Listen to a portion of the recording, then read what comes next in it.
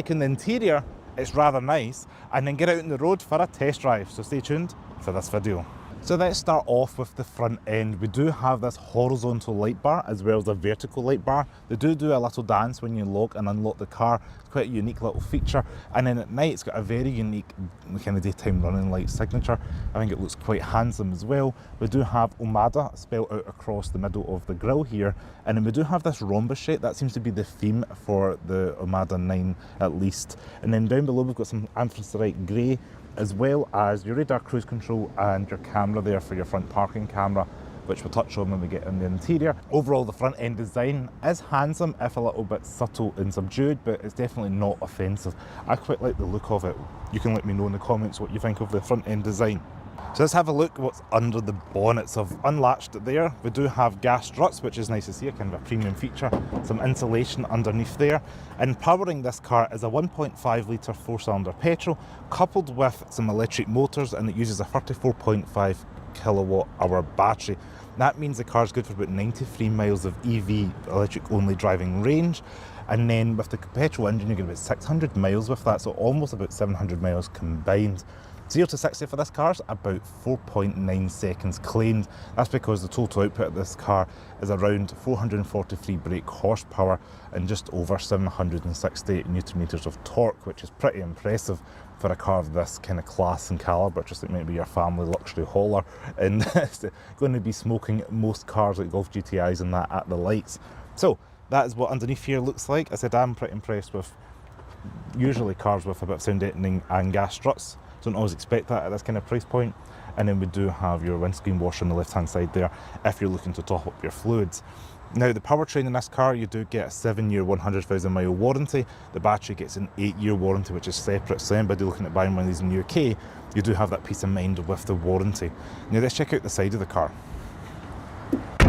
So all UK models of the Omoda 9 are all-wheel drive. They all come in this plug-in hybrid or super hybrid system, is the terminology, SHS. And they all come in this high-spec Noble trim as well, which means you all get these 20-inch diamond-cut alloy wheels, riding on the Michelin E-Primacy tyres. That's the only option you can get for the wheels on this car. Really only have to choose your paint. So you're looking at about 4.77 metres in length, about 1.92 metres in width, and then 1.67 metres in height of the car. The roof line does get a little bit shorter and rakish as you get to the rear. We do have silver roof rails, flush door handles, which do go in, and you can see with the car, it does have easy access. So when you get up to the car, the doors just do pop out, which obviously does not do it on camera. But if I step away and walk up to the car, like so. And what I do like is the fact is the door extends beyond the sill, which means when you get in and out the car, you're not going to get the back of your legs dirty, which is nice when the weather's like this here in Scotland. We do have your full filler flap on this side, so the driver's side is where you put your petrol in, and then the passenger side is the EV charging port, which we'll touch on when we get to that side of the car. Let's check out the back of the car. So you join me at the rear of the Omoda 9. Now the first thing I want to point out is we've got a little spoiler with the brake light up here. It's kind of a unique design with kind of 2 little streaks in there. It reminds me of something like a Formula 1 car or something. Your rear wiper, which is kind of visible, but then we do have this tail light going full length of the car. It starts off thin and gets a little bit larger. This kind of bit reminds me of a Porsche Cayenne, as do the quad tailpipes in this car, kind of hinting towards the performance of this vehicle. They are a little bit fake, or completely fake, because they're not connected to the exhaust. So that just shows you the designers had a little bit of fun designing this vehicle. They are a talking point. I have showed a few people this car over the past week, and people have came and asked about it because it is a talking point, because it does look performance and ready. We do have rhombus like we've seen in the front grille down in this grey bit of plastic, and it emerges from being kind of embossed to smooth. Don't know if it's from a manufacturing detail. I think that's quite a unique feature. We do have your parking sensors, rear camera under the O, and of course an electronic tailgate that can be opened by the boot button or on your key fob. And that gives you about 600 litres of boot space. It is all carpeted, and we do have 60/40 folding, as well as a big parcel shelf, a little bit of storage underneath, which is ideal for storing your 3-pin garage socket, which I did use at home. And then we've got the electronic tailgate to close it. Overall, it's carpeted, a decent place for shopping, suitcases, did an airport run, things like that. But also worth mentioning, we've the all-wheel drive and FEV badging back here. and these reflector pieces down here. Overall, I think it looks quite handsome. It looks its own thing on the most part, and yeah, I think it's done a good job on the rear end of the car. So on the left hand side of the car, we do have your charging flap, which you can pop open. It does have AC and DC charging, which means you can plug it in at home as well as a rapid charger. It does charge at up to 70 kilowatts, which means you get 10 to 80% charge in around 25 minutes. And not all PHEVs can use the rapid chargers, this one can, so that's worth mentioning as well. And that's good for about 93 miles of claimed EV range and about 38 grams per kilometre of CO2 for people who are buying this with company cars in mind. Now let's check out the interior. Alright, so you join me in the back of the Omoda 9. Now the first thing you want to take away is the space in this car. I'm 5'11", plenty of knee room, oodles of headroom because it's very boxy and square back here, and I've got just enough headroom back here to get comfortable. We do have electric seats. All 4 seats have some sort of electric adjustment, so you can pull that forward and back, so you can recline that on a longer trip, which is nice to see. We've got the Sony sound speakers as well as up front, we've got them in the back. All nice materials. It's kind of got this leather material all over the centre here. We do have 2 map pockets. This seat is in an awkward position because I was playing around with it earlier on, but you can move that all the way forward if you want for more maximum leg room, for rear passengers, almost chauffeur style. The 2 outermost seats do have heating, which are free stage, and everything has a nice tactile weighted feel to it for your air con to the heated seats back here. We even have a little bit of charging ports down here, USB A and C behind this little flap. It's not often you see the charge ports hidden, but they are down there below. So the map pockets got foamy stuff in there. The AC vents as well, we've got on the B pillars of the car, little hooks. And if I sit in the middle, because we've got a flat floor, which I do need to commend engineers for, because you don't always get that in a full EV, never mind a hybrid car. Usually got a transmission tunnel or something. I'm able to put my feet back here, so I can sit like free abreast and it's not too much of a hassle. However, if you do want to carry yourself and your passengers in more comfort, probably have 2. We do have the ISOFIX points in the outer seats and an armrest with 2 cup holders. But overall back here, it's a pretty nice place to be. Nice, subtle, comfortable seats, black leather everywhere, some nice stitching, chrome, black gloss plastic. Yeah, it's a nice place to be and I can't really complain too much. Now we've got the panoramic roof, which I'll touch on when we get to the front. That extends just past my head, so it really lifts the light. We do have a panoramic roof, which I'll touch on when we get to the front of the car. That lifts the kind of greenhouse and airiness to the cabin. Now there are 2 ways to get out the car. We do have a big mechanical lever or this electronic button you can push and it pops the door open, so you do get your choice.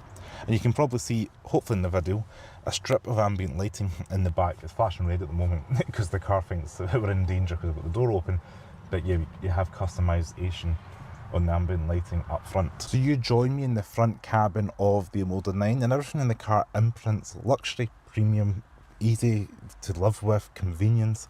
Start off with the big panoramic roof, which is full length. It goes over the 2 rows. It is electronic and it does tilt and open. If you can appreciate, today it is raining and we've had a yellow warning storm the entire time I've had this car, so I'm not opening it up, but it does tilt at least, which is nice to ventilate, I guess, if you want to, but I'm not going to be using that in winter.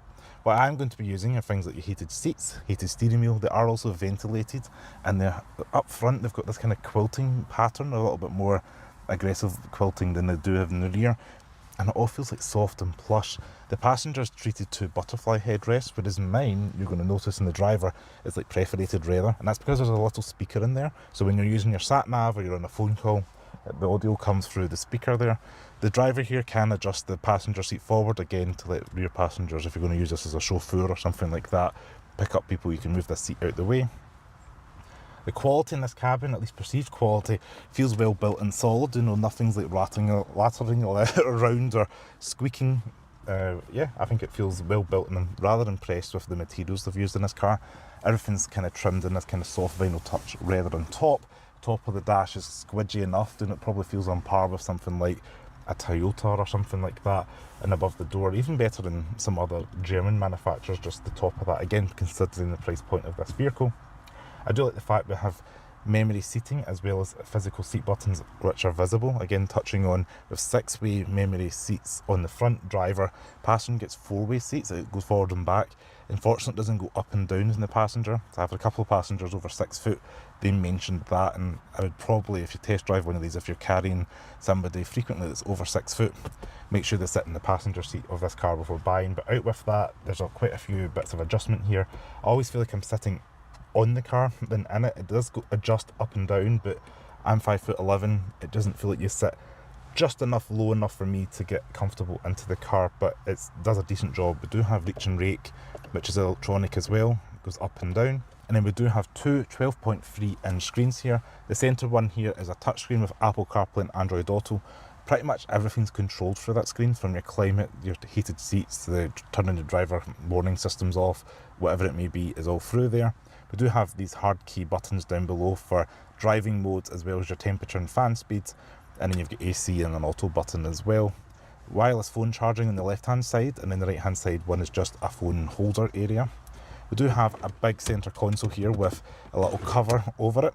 Two cup holders. I have noticed this little piece pulls out, so I am not sure, I couldn't see anything on the website, if this is just a design feature for where it's been manufactured, or you can buy separate like compartments to put in there, because I know like things like Porsche and Audi, you can buy little bits and it can be a cup holder or storage unit. Maybe that's what goes on here. There's a little flap in there, allows you to put your key and other bits underneath there, under the felt. Push this button here. We've got a cool box in here. You can turn that on and off, of course, but it's round with rubber. If you want to put drinks in there and your AC's running, keep cans of juice a little bit cool. It would not be a CarsofGlasgow video without a glove box reveal. We have a softly damped, lined with fuzzy stuff, and no fuse box in the way, so to me that's a 10 out of 10 pass. That is everything I look for in a glove box, and it's been a while since I have had that feature, so well done to Omoda for supplying that. Underneath we do have a little bit of storage under here. It is worth noting the passenger gets a USB-A and USB-C port, whereas the driver gets a 12-volt power outlet. I just wanted to mention that down below. And speaking of storage, we do have door bins. They are separated, so we do have a bit for juice and maybe like bottles and things like that, as well as other pieces that is separated into 3 little compartments up front, which is decent, again, for separating that out. Now, to start the car up, you've got your key. It can be in your pocket, it can be anywhere you want, really, it's keyless. But there's no start-stop button, so you just put your seatbelt on, foot in the brake, and the car's on. It comes to life. There's no big learning curve on it, which is quite cool. As I said, it took me a moment to get used to, but this car really does imprint convenience and usability. They've got a nice clear heads-up display. We do have your indicator stalk with your wipers here on the left-hand side, and then the right-hand side is where your drive selector is. So we've got all the way up for reverse. We've got a pretty cool camera that pops up 540 degrees is what Omoda call it, which is the panoramic view, so it's 360 plus kind of like the bird's eye view. And then all the way down for drive, and then P for park. Now when you're driving along the road at low speeds, you can indicate and it pops up, and I found it really useful. Very quickly I got used to that system, so I think that's a really kind of novel feature. And even indicates, when you indicate left or right, it mimics what you're seeing on the kind of transparent Omoda 9 outlay kind of model we have on the graphic there. Now this car is sitting at about 13% battery, 13 miles at 21% battery and 284 miles of petrol at the moment. When you are driving on the road, it gets to a certain point around 20% and it just acts as a hybrid. But when you have more charge on it, you are able to go into the system and switch between EV mode and hybrid electric mode, depending what you want it to use. And your aforementioned drive modes here. Normal mode. And there is a kind of robot lady that speaks to you to let you know what mode you're in.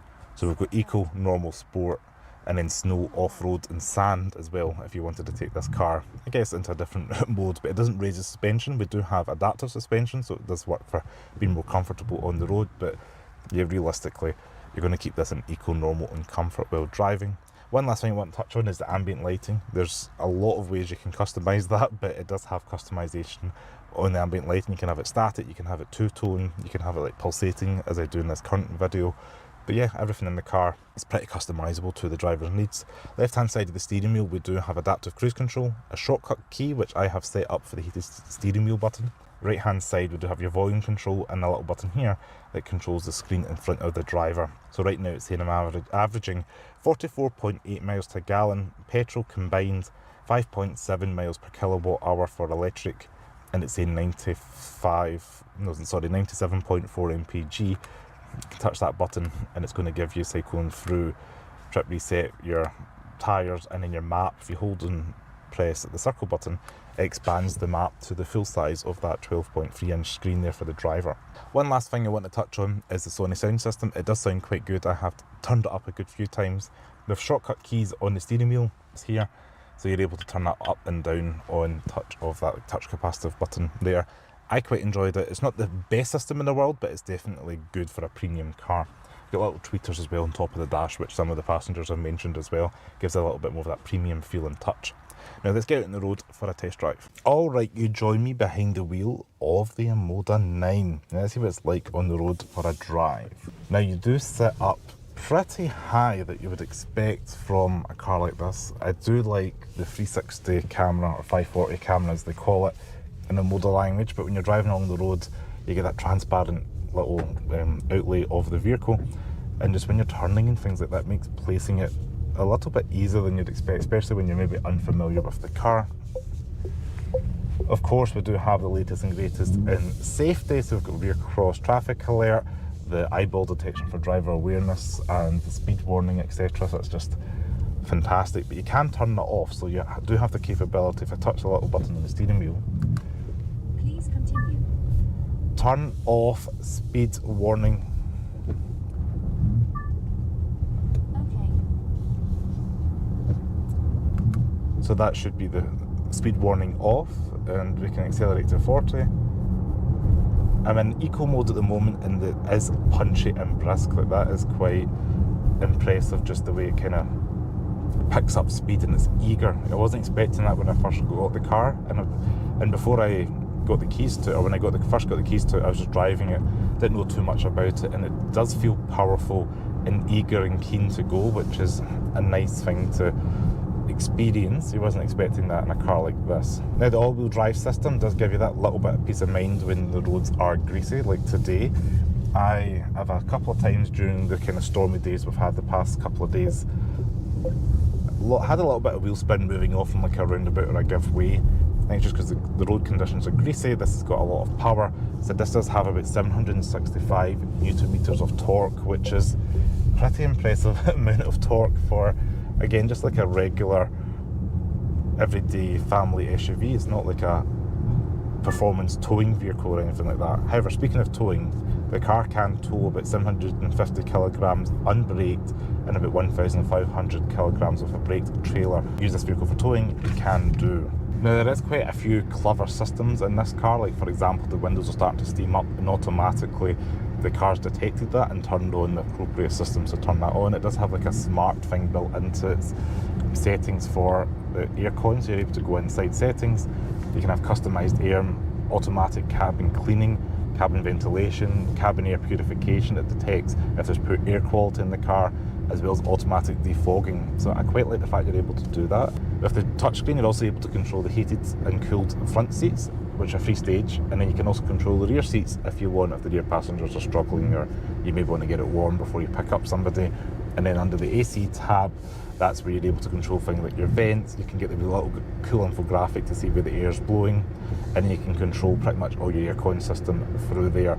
As I said, there is this knob close to the driver, which does control the fan speed. You can turn that all the way up and down, and then the left hand side closest to the passenger is where the temperature one is.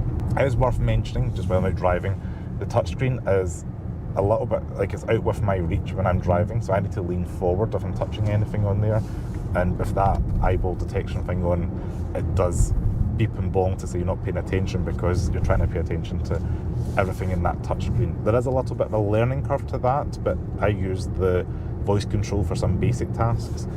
But overall, once you get used to the system, you've got Apple CarPlay on, it's not too bad, but just bear in mind that everything is in that touchscreen when you're out on the road. Now the driving position, you do sit up nice and high. I'm sitting above like the BMW 1 Series in front of me. This is something probably close in line to something like a Jaguar F-Pace or a Skoda Kodiaq, those kind of sized vehicles in terms of ride height.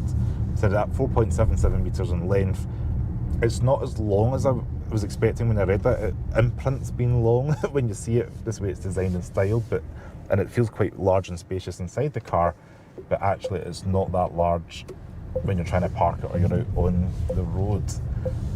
But just the power delivery, just even getting out the way of junctions and things like that, is pretty impressive. And a little bit of wheel spin there, did you see that coming out of that roundabout junction just at 27 miles per hour? So it is got a lot of power and does spin a little bit. Rides well, it rides comfortable. There is a sports mode which just kind of engages the kind of throttle response and steering a little bit more, but realistically I'm going to have this in comfort eco mode. I have briefly tried it in sand and snow mode, but I am not living in a sand or snow area, so I can't comment on how well that's performed. It just seems to be keen to kick the engine in more, whereas if you have it in normal eco mode, it's just blending that hybrid powertrain. And right now it's acting as a hybrid and using that 1.5 petrol engine to get me along, and you only really hear that under acceleration or in sports mode. It's keen to have that engine on a little bit more than other modes. So when you do have it in sports mode, you are going to hear that engine a little bit more, and it isn't a sports car, so it's not a nice sounding engine. So I would just keep it, realistically, just keep it in eco normal mode and enjoy the comfort and luxury that the Omoda 9 offers. Now the ride does feel adequate in this vehicle. It's kind of what you'd expect from a two-row crossover. It's very smooth and it's definitely aimed towards the luxury side of things and comfort versus sporty, engaging, dynamic. Those words are not words I would use to describe this car. Even in sports mode, it doesn't seem to be happy to be there, and the ride is a little bit firm. But I would have it comfort and eco mode, and yeah, don't expect like BMW X3 kind of level driving or Porsche Macan levels of grip. And again, you can't really fault it for not being like that, because it's not aimed to be like that, and it's priced like a Kia Sportage or a Hyundai Tucson Fev or something like that, instead of those aforementioned cars that it does rival being premium. It's around the same kind of price of a Peugeot 5008 hybrid, but this is the one spec, you don't have to add things to it. So this starts under £45,000 and you get everything that you see here. This one's finished in the Onyx black paint, which takes it over £45,000, but still under £46,000. There's two greys, one white and a black to choose from, and that's it in the colour front. And that's all you have to really do. Everything else comes as standard. Those wheels, all the gadgets, the sound system, the big glass roof, all that is as is. So that is the Omoda 9. I just want to say a special thanks to Omoda for loaning me this press car for today's video. And if you enjoyed this video, give me a thumbs up, subscribe to the channel below, and I will see you next video. Ciao.